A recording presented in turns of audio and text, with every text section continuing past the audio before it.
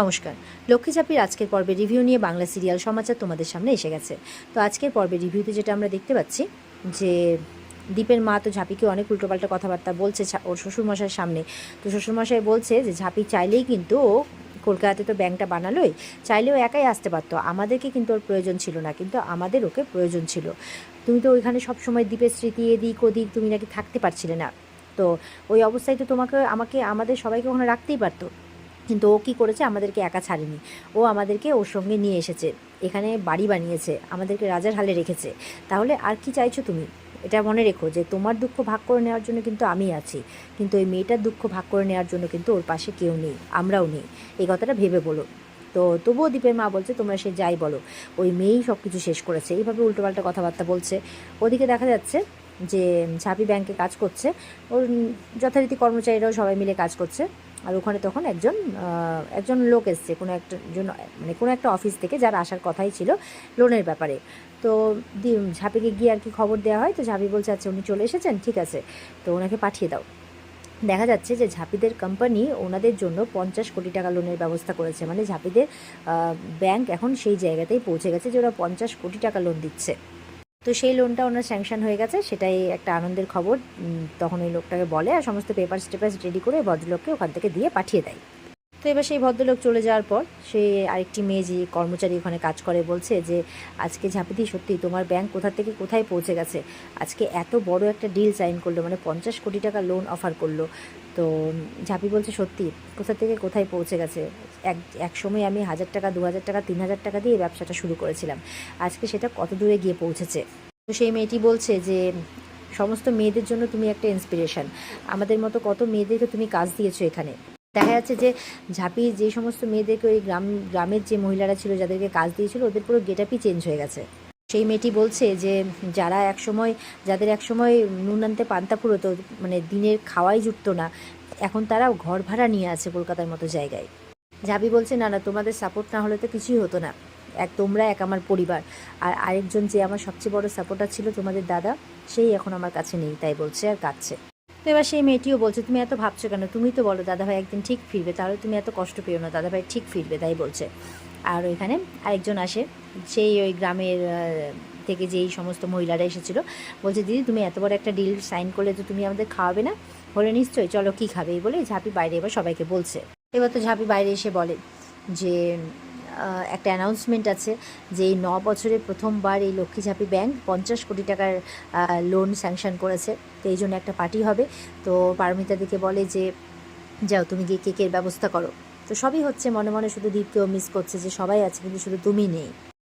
এবার তো যথারীতি কেক আনা হয়েছে, কেক কেটে সেলিব্রেট হচ্ছে, তো ঝাঁপি সবাইকে কেক খাইয়ে দিচ্ছে।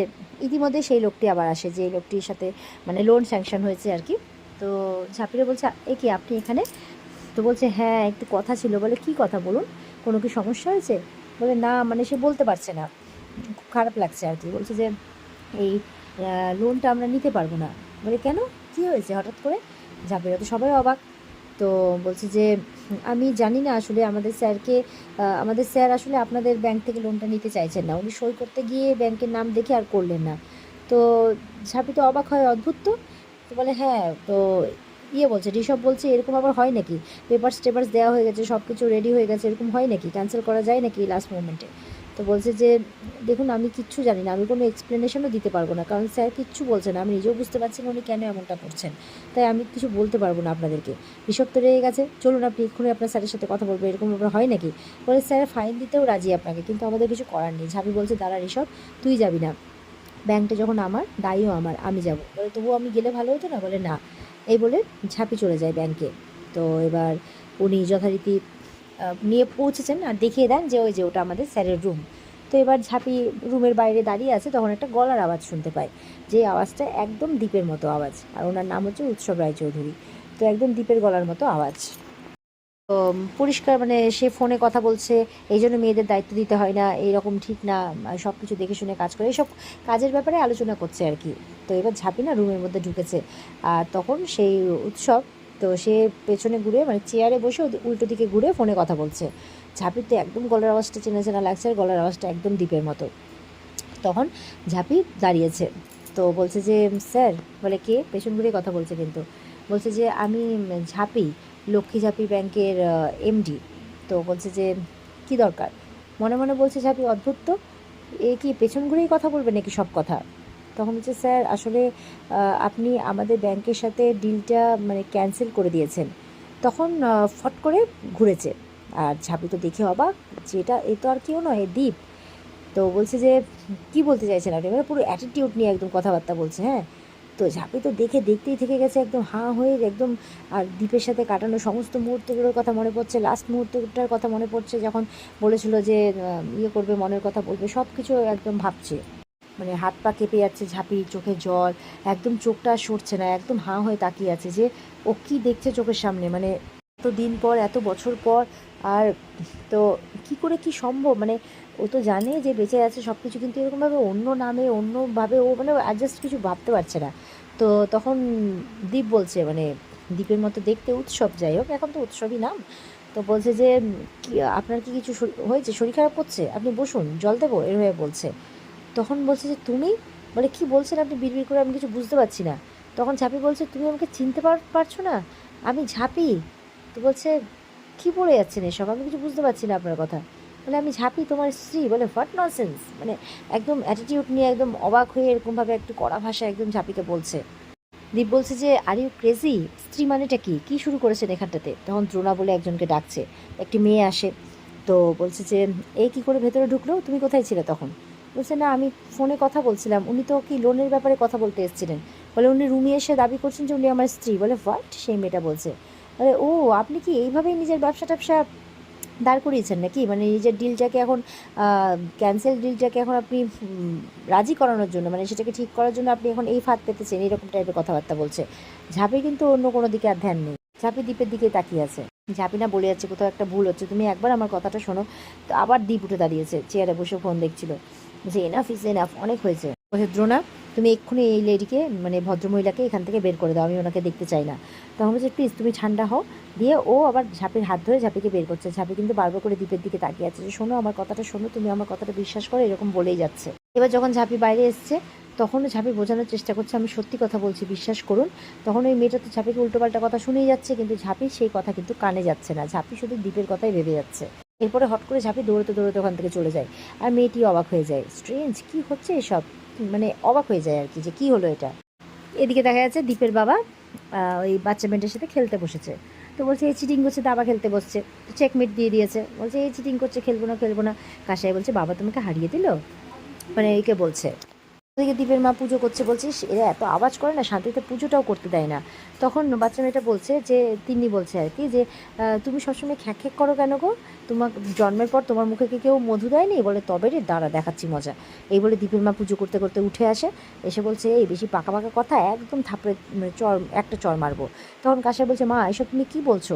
বিথিও দৌড়ে আসে, যে জেঠি তুমি কেন এরকম করে বলছো, দ্বীপের বাবাও বেজায় রেগে গেছে, একটা দুধের শিশুর সাথে তুমি কীরকম ব্যবহার করছো, যে বেশ করেছি, কোথা থেকে শিখছে এইসব। দীপের বাবা বলছে যাও তো যাও, চা করে আনো আমার জন্য যাও। আজকাল তো ঝাঁপি না থাকলে মানে চাও জোটে না কপালে। বলে তোমাকে আজকাল আমার কিছুই দিতে ইচ্ছা করে না, চা কেন সবসময় শুধু ঝাঁপি ঝাঁপি আর ঝাঁপি। এই বলে রাগ করে রান্নাঘরে চা বানাতে চলে যায়। আর এদিকে বাচ্চা মেয়েটা তিন্নি বলছে আর কি, যে দিদুনটা এরকম এত অসভ্য কেন, এরকমভাবে বলছে। আর ওরা বলছে, কাশেরা ইশারা করছে চুপ চুপ, কোনো কথা বলিস না। এবার ঝাঁপি দৌড়তে দৌড়তে বাড়িতে এসছে, যে বাবা বাবা বলে। বলে কী হচ্ছে, এরকম করছিস কেন তুই। বলছে বাবা আমি পেয়ে গেছি। বলে কী পেয়ে গেছিস। তো ওদিক থেকে দ্বীপের মাও বলছে কী পেয়ে গেছিস, আবার কি নাটক শুরু করলি। বলছে আমি তোমার ছেলেকে পেয়ে গেছি। এটা শুনে তো সবাই একদম হয়ে যায়। ওদিকে ঋষভও আসছিল, ঋষভও আস্তে আস্তে অবাক হয়ে যায় শুনে। দ্বীপের মা একদম দৌড়তে দৌড়তে আসে, কী বললি তুই, কী বললি, বাবানকে পেয়েছিস। বলে হ্যাঁ আমি নিজের চোখে দেখেছি, আমি ওকে খুঁজে পেয়েছি, ভগবান আমার প্রার্থনা শুনেছে, তাই ওকে আমার কাছে ফিরিয়ে দিয়েছে। তো দ্বীপের বাবা বলছে দ্বীপ বেঁচে আছে, কোথায় কোথায় কোথায়। সবাই বলছে যে কোথায়, কী করে পেলি, কথা বললি। কাসার বলছে যে ওই যে উৎসব রায়চৌধুরী, ওটা আর কেউ নয়, ওটাই তোমাদের দাদা ভাই। বলে কি তাই, ইয়েও বলছে, ঋষভ বলছে এটা কী করে সম্ভব, ওই রায়চৌধুরী ইন্ডাস্ট্রির মালিক উৎসব রায়চৌধুরী আমাদের দীপদা। বলে হ্যাঁ। বলে সব সম্ভব, ভগবান মানে মা চারুলক্ষ্মী ওকে আমার কাছে ফিরিয়ে দিয়েছে, সব সম্ভব, তোমরা চলো, বিশ্বাস না হলে আমার কথা বিশ্বাস না হলে চলো, এক্ষুনি দেখবে চলো। এই বলে সবাই যাবে, প্রিপারেশান নিচ্ছে। আর কাসায় আর কি নীলুকে জানাতে যায়, তখন ঝাঁপি বিথিকে বলছে যে তিন্নিটা এখানেই থাক, তুমি বরঞ্চ ওকে দেখে রাখো। তাই বলছে, বলে তুমি চিন্তা করো না ঝাঁপিদি, এতদিন ধরে আমরা এটাই প্রার্থনা করে এসেছি যাতে দাদাভাই ঠিক থাকে। এতদিন পর যখন দাদাভাইয়ের খোঁজ পাওয়া গেছে তখন যাও, তোমরা যাও, আমি ওকে দেখে রাখছি। এই বলে সবাই বেরোচ্ছে। তিন্নির তো মাথায় ঢুকছে না কী ব্যাপার, কে কোথায় যাচ্ছে, বলে তোমরা কোথায় যাচ্ছ গো? তো ঝাঁপিরা তখন তিন্নির দিকে দেখছে, আর এখানেই কিন্তু আজকের পর্ব শেষ হয়ে যায়। তো পরের দিন আমরা দেখতে পাবো যে একদম উৎসব রায়চৌধুরী ওরফে দীপ তার বাড়িতে গিয়ে পৌঁছে যাবে ঝাঁপিরা। তারপরে কী হবে সেটা আমরা আগামী দিনের পর্বতেই দেখতে পাবো। তো আজকের মতো পর্ব এই পর্যন্তই। ভালো লেগে থাকলে লাইক কমেন্ট করে জানাবেন, আমাদের সাথে জুড়তে চ্যানেলকে সাবস্ক্রাইব করবে। টাটা।